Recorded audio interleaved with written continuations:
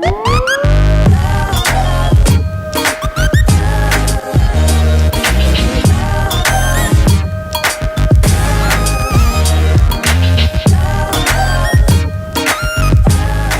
everyone and welcome to our Entrepreneur video series. Today with me I have Mr. Michael Anthony Clement, and he's here to talk to us about his company, Faevo.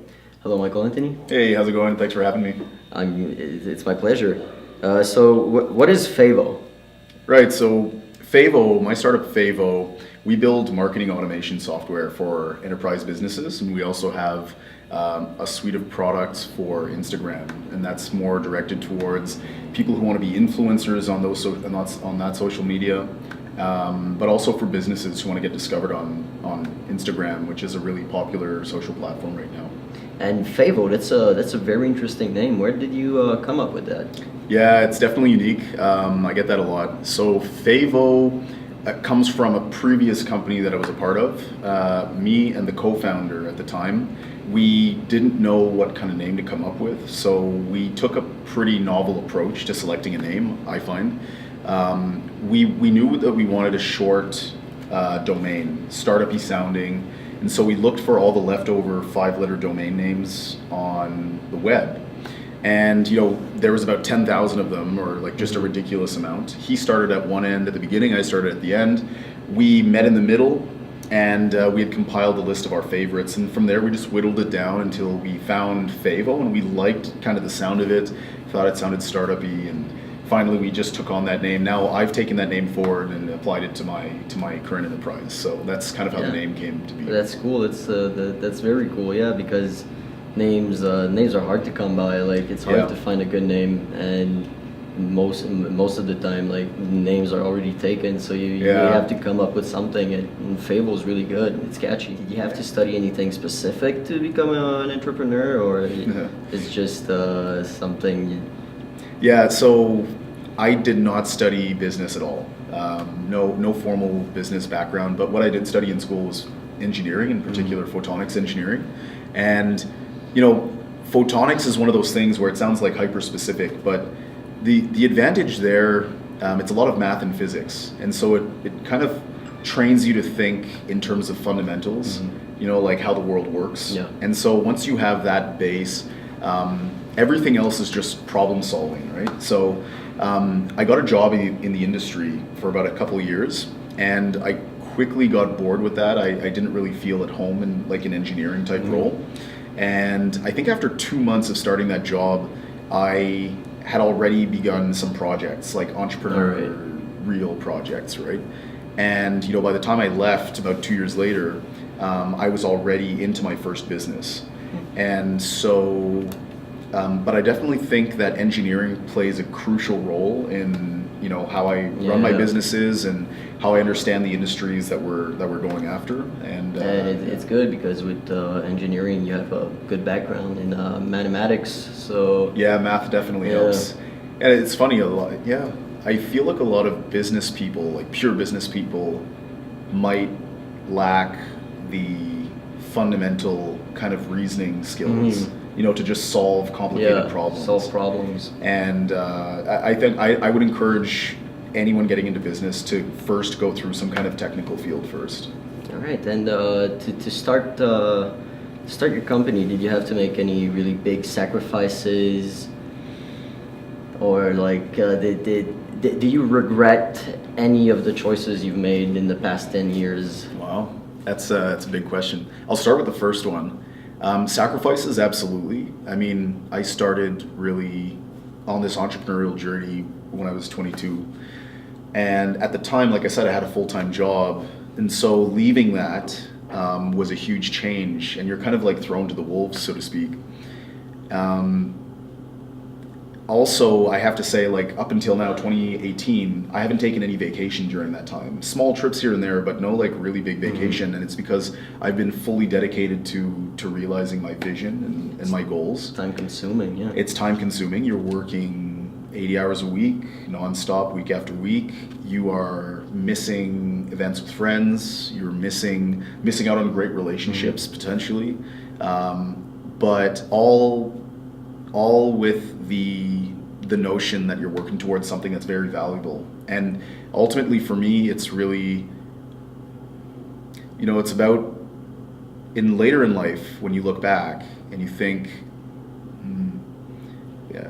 will I have regretted, not doing something? I don't want to feel like that. And so I feel like what I'm doing now is insulating me from those kind of thoughts later on. Because when you're young, you can take risks, you can take chances.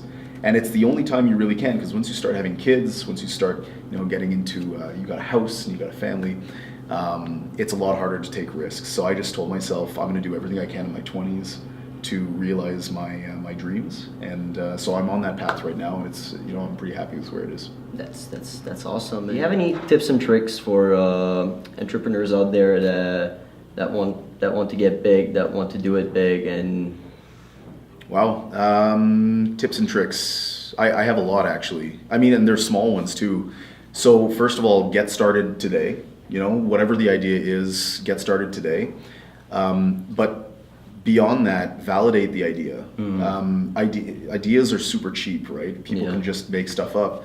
But the value is in how well your idea fits in the real world. And there are ways of doing that systematically. You can chip away the uncertainty in an idea by following a certain methodology. So let's say the scientific method. In startups, it would be called lean startup methodology. And so basically, start right now. Validate your idea in the real world.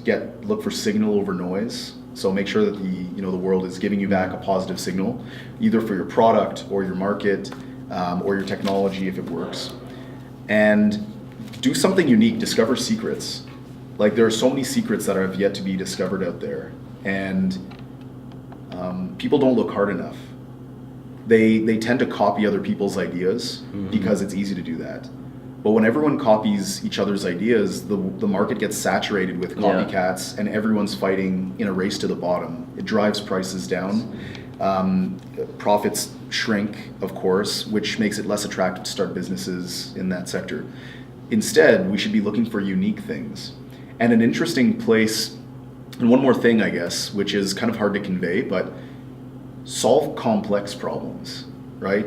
Because complex problems are hard to solve. They are, which means there's not a lot of people doing them. And so if you can solve very complex problems like curing cancer, or solving the poverty problem in the world, or the energy problem, if you can get there first, then you're going to be in a very good position. All right. I saw that you had a pretty huge background in powerlifting. Yeah, where you got five gold medals. Is that it? Yeah, I mean, some of them I started really small in my hometown of Embrun, Ontario. So I got my first, win there, and that kind of encouraged me to keep going. I should probably specify that, I should probably add that, I started, the first sport that I really was pursuing is actually track and field. I was a sprinter. And that, I was doing okay in that, and I was starting to compete at higher and higher levels, but I kept getting injured. So there's one thing that I took with me from that is that I was pretty strong. I could lift a lot of weight. So I thought I'll apply it to an area that I saw a lot of signal from, right? Got good signal there. And so powerlifting, I went from Embrun, and then I went to Ottawa and I won the regional title. From there I went to provincials, where I got that title and I got a Canadian record at that competition. And then finally that qualified me for nationals in Vancouver, which I went to. And all along the way, it's important to note that there's so many struggles that you have to go through, like struggles in training. In my case, I had struggles in like paying for my next competition. So like I had to go to Vancouver. So I had to come up with like clever ways of making it. So I did a deal with my gym owner. Didn't have enough cash to bring me and my girlfriend at the time. So I made a deal with my gym owner I'll bring him more clients, and I would get 50% of the new clients' memberships. And I was able to raise like a couple $1,000s in a short time, so that paid for my trip, and I also managed to do my training, and I took the Canadian title there too. But that was back in 2013. It's been a while. It's been a while, yes. Yeah. That's cool. That's the problem solving you were talking about. Like, right there, that's some pretty good problem solving. Yeah. I think that's it. Thank you everyone at home for watching this capsule, and have a great day. Ciao.